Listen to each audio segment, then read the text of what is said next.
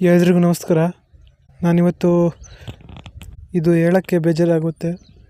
ನಮ್ಮ ರಾಗಿ ಹೊಲದ ಹತ್ರ ಇದ್ದೀನಿ. ನೀನು ನೋಡ್ಬೋದು, ಇಲ್ಲಿ ರಾಗಿ ಪೂರಾ ಒಣಗಿದೆ ನೋಡಿ. ಈ ವರ್ಷ ತುಂಬ ಮಳೆ ಕಮ್ಮಿ ಆಗೋದ್ರಿಂದ, ತುಂಬ ಅಂದರೆ ಏನು ಮಳೆ ಬಂದೇ ಇಲ್ಲ. ಬಿತ್ತಿದ ಟೈಮಲ್ಲಿ ಮಳೆ ಬಂದಿದ್ದು ಬಿಟ್ಟರೆ ಮತ್ತೆ ಮಳೆ ಬರಲಿಲ್ಲ. ರಾಗಿ ಈ ಥರ ಒಣಗ್ತಾ ಇದ್ದಾವೆ. 2 ತಿಂಗಳು ರಾಗಿ ಇದು. ರೈತರಿಗೆ ಮಳೆ ಬೆಳೆ ಚೆನ್ನಾಗಾದರೆ ರೈತ ಸಂತೋಷವಾಗಿ ಯಾವಾಗಲೂ ಇರ್ತಾನೆ. ಎಲ್ಲ ನೆಲ ಬಾಡಿದೆ. ಈ ಮಳೆನೂ ಬರಲಿಲ್ಲ ಅಂದರೆ ಗ್ಯಾರಂಟಿ ಈ ವರ್ಷ ರಾಗಿ, ನಮ್ಮ ಕಡೆಗೆ ರಾಗಿ ಭಾರಿ ಹಾಕಿದ್ದಾರೆ. ಪೂರಾ ನೆಲ ಕಚ್ಚುತ್ತೆ.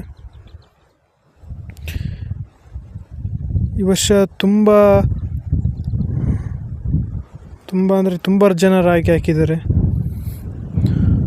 ಅದೆಷ್ಟು ಜನ ಹಾಕಿದ್ದಾರೆ ಅಂದರೆ ಸಖತ್ತು ಜನ.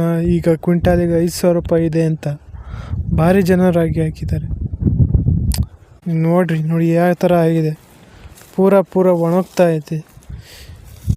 ಇಲ್ಲಿ ನೋಡ್ಬೋದು, ಇದು ಸಣ್ಣ ರಾಗಿ, 1 ತಿಂಗಳು ರಾಗಿ ಇದು.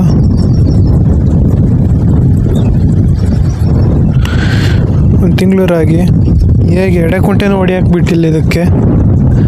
ನೋಡ್ಬೋದು, ಸಣ್ಣ ರಾಗಿ, ಇದಕ್ಕೂ ಮಳೆ ಬೇಕು. ಎಲ್ಲ ಸುಟ್ಟಂಗಿದೆ ನೋಡ್ಬೋದು. ಇಲ್ಲಿ ಯಾವ ಥರ ಸೊಪ್ಪಿನ ಗಿಡ ಎಲ್ಲ ಹುಟ್ಟೈತೆ.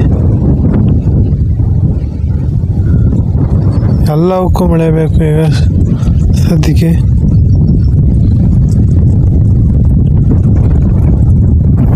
ಪ್ರಕೃತಿ ಮುನಿದ್ರೆ ನಾವೇನು ಮಾಡೋಂಗಿಲ್ಲ. ನಾವು ಎಷ್ಟೆಷ್ಟು ಕಾಡು ಹಾಳು ಮಾಡ್ತೀವೋ ಅಷ್ಟೆಷ್ಟು ಮಳೆ ಕಮ್ಮಿ ಆಗ್ತಾ ಇರುತ್ತೆ. ಎಲ್ಲ ಮನುಷ್ಯರಿಂದನೇ ಆಗೋದು. ಪ್ರಕೃತಿ ಹಾಳು ಮಾಡ್ತಿದ್ದೀವಿ. ಬೆಳೆ ಬೆಳೆದಿರ್ತಾರ, ಅದೇ ಅವನ ಸೊತ್ತು, ಅದೇ ಅವನ ಗತ್ತು.